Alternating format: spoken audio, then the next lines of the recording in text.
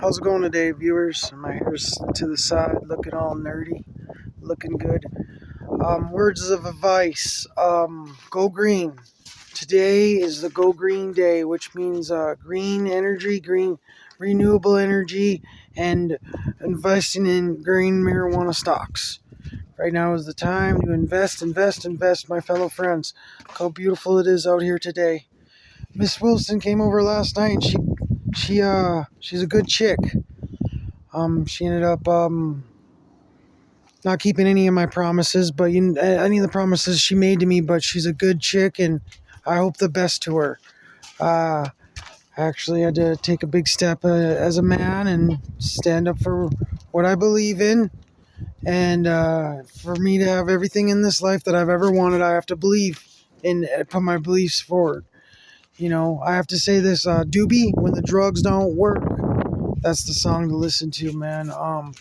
But anyway, today is enlightening. I'm feeling empowered and I actually feel like complete shit. My heart is totally broken and just sticks in my stomach, you know. This is just, you ever seen Dax Joker when he's like, "You think I cheated, but really you're just so insecure and you have no idea what it means to be in a good relationship," and he dances around. I like Dax because he keeps it real. Keeping it real is what's the best thing I can tell you to do. And when you're in a relationship, a closed relationship is more healthy than, I don't know. It's all everybody's opinion. Make sure that both your partners are comfortable with that. Make sure you both understand what's going on.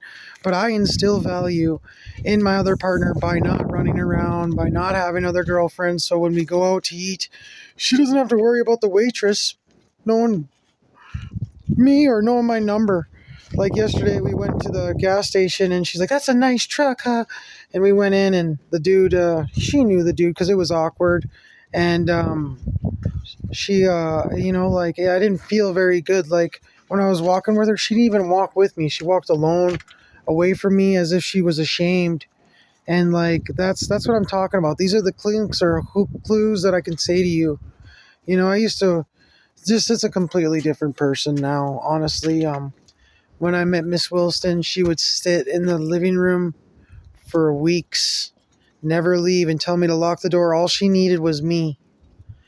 Then she went to work one day and she came to see me this weekend. She couldn't sit in the living room for 2 hours. She promised me that she would shut the door and lock it and stay there all day with me. And she left 3 times for an hour and came back in and acted like everything was all okay. But I think we both know what's reality. Reality. Anyway, I want you guys to remember that love is the most powerful drug. Like, I believe love is the hope of everything, you know. I have a whole new program where it's called Hope and Love, where drug dealers, they actually get to go to, they just get any drug related crime, self-maintenance, self-medication crime. They would be put in a 45-day to 60-day lockdown, sober up, no matter what it is. What's the difference between someone selling weed or selling themselves for money? There is no difference. So, that being said, everybody should be put through this program where they go for 60 days to sober up. They go to a halfway house where it's like a jail, and they could use jails right now with more staff, more counselors, and slowly reintegrate people back into society and show them how to live sober. So after they get a job on work release, then they get a cell phone after 2 weeks of being sober and clean. After 2 weeks, they get moved into a co-ed living. Now, when they get moved into the co-ed living, when they first get moved into the work release pod after the 60 days, it's very important that they get a visit with a significant other, such as a child, woman, or family member. That's so important to them. They get a face-to-face physical visit, and then that will instill the value of time and how important it is in your freedom. So we're trying to show people, hey, look, this is what you're going to miss. Anyway, so then after you get your seat, like your kid and my significant other all could have an hour together after we get moved into, or every time we level up through the program.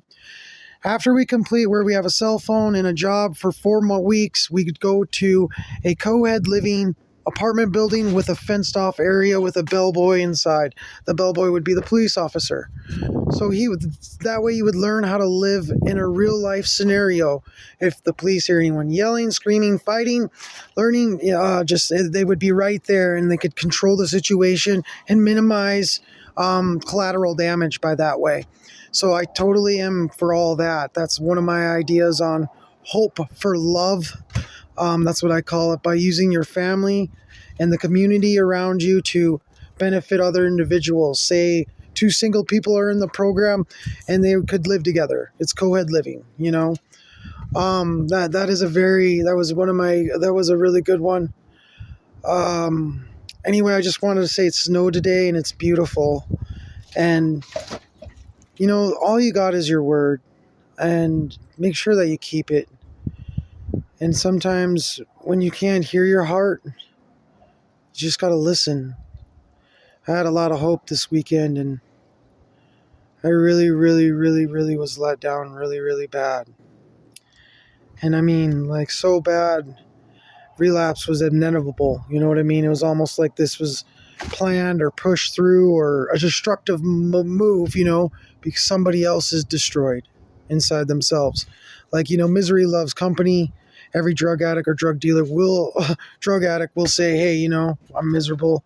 I just want to hurt myself today. Because that's really all we're doing is destroying ourselves, putting a wrench in something that ain't broken. Why fix it if it ain't broke? That's what's going on there. Anyway, life is worth living and you can do it and slowly move down. Like me, it took me a long time. I used to sell a lot of drugs, you know, back when Roxy's were allegedly, back when Roxy's were legal, you know, and they didn't kill anybody either. They were the real ones, you know. And it took a long time for me to go to methadone and just learn how to live without that. There's a whole different level of addiction. Like when you're a drug dealer or a user that's addicted to the lifestyle, just the whole opportunities and the struggle and the power and the control that you can play with people. It is unreal, the amount of that. Then after that, once you are able to control that, you know, your life's going to be boring, you know, because you're not going to be the man. Then you have to learn how to deal with your addiction and slowly coming down for yourself and everybody around you. You know, this could be a 5-6 year process to actually get yourself motivated in the right direction. You know, in the community medical services deal, you know, trauma lasts different for everybody. My situation, I use methadone because my chest hurts. I get headaches. I've been on a nalopril and labetalol since I was 7 years old, and my chest hurts. You know, I'd love to not be able to be dependent on it, but I do think regulations and things will change. And when I started, there was only 30 people. Now there's 400 people. That's 400 people that aren't going out committing crimes to get well the next day. Thing about methadone is it gives you time to find a hobby and take interest in yourself. And slowly but surely you will drift away from that lifestyle. Also, another thing is while I'm on methadone, when I relapse on other drugs, say meth, coke, or anything else, the detox is not nearly as bad. And if I do too much, I get sick and throw up. It seems to be counterproductive because the dopamine levels are already so fulfilled in my brain that, you know, what can you do? Another idea I have is everybody that has ever used drugs for more than a month or two consistently should go to a psychiatrist and get on Prozac, Wellbutrin. All those things need to be utilized and taken into account because your brain's dopamine levels are different. And you have to understand that and know that and be aware of that. When you see a risky situation, remove yourself from the risky situation. Be aware of your surroundings and be aware of who's around you all the time. The best thing I can say about that is it's a lonely world at the top. You didn't get to the top with everybody helping you. You got to the top because you wanted to be there. My book is about how I had a spiritual thing with God when I was 7 years old. I had some angel wings, and I went on a out of body spiritual experience. I could read it to you guys, a little chapter of it. I actually passed away for I had coarctation of the aorta, and they had my heart stop for 45 minutes, and I was on life support. And when they took me off life support after they sewed down my heart, I actually had a stroke, and I was dead on the operating table for about 5-10 minutes, and then grabbed a defibrillator and gave me shocks. And while I was out and down, I actually had a spiritual image of myself sit up, and wings popped out of my back, and I was accompanied. All of a sudden, an angel showed up, and I slowed down, and it was an out-of-body experience that I experienced when I was 7 years old. Another experience is the last time people can beat the needle. I know people that were on the needle. I was on the needle. And the last time I used the needle, I blessed my mom's basement for 4 hours. And I could never get high again on the needle after that. I just throw up all the time. And I prayed for like 2 hours through holy water all over. Went to jail for a couple months, came out for nothing. And my mom was downstairs. And I go, "Why'd you move all the way downstairs?" She goes, "Because it's safer down here." Also, I'd like the viewers to know that I was in county jail for a Class A misdemeanor for $30,000, and I had a Class C felony stalking, and the girl came down to visit me the next day. I was held without bond for 3 months on a misdemeanor charge, on false charges. Who can stalk their kid's mom, and the kid's mom is coming down there to visit you. They had a picture of a car driving by with the plates, no driver's plates, windows up, and can't identify the driver. And they throw me in jail for 8 months over that. 8 months over a car driving by that didn't have no license plates, window wasn't down, nothing. That's just the tip of the iceberg of what they've done to me.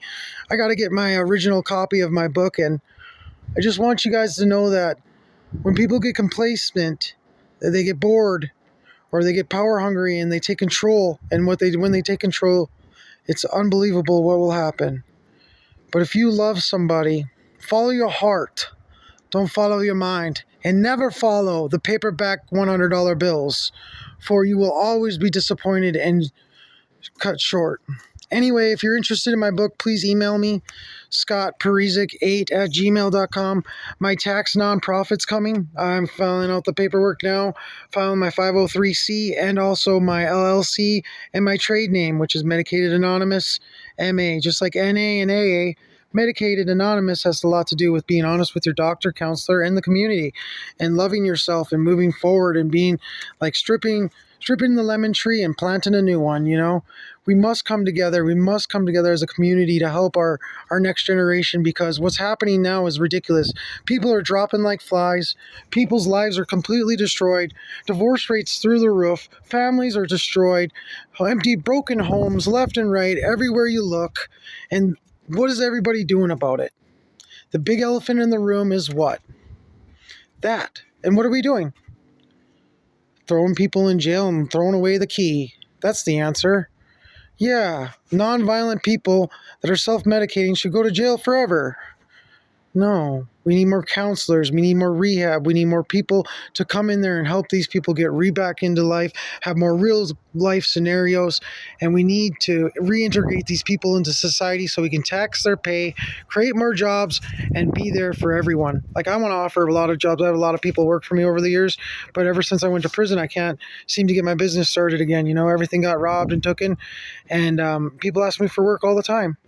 I can't even get work going because I have that terrible name, you know, false reputation, just like what I showed to you guys earlier. Anyway, life is beautiful. And just remember, when you have something beautiful, hold on to it. Don't destroy it. Because it's probably, you know, some shit you can't buy. Some shit's priceless. Like love. And the feeling of safety and acceptance and somebody being there 100% of the time. Everyone I know or all around me all my life has been a letdown. And as you watch the commercials for drug addicts, it's what it is. It's hard. And you wouldn't have any idea how hard it is until you walked in my shoes. My ex-wife actually did some gnarly stuff to me. You guys have no idea the nightmares and the post-traumatic stress I deal with. I will always be haunted forever. And the next girl I possibly see or date will have to be very understanding of that and be very aware of not putting me into a euphoric situation where I have recall of that past event and then I go into trauma and then I end up relapsing or, looking for drugs or having a bad day. And, your significant other can have a big part on your recovery and rehab and everything. Remember, if you love them, love them. If you're going to be together, be together. Don't fake it to make it, because it's already had been made.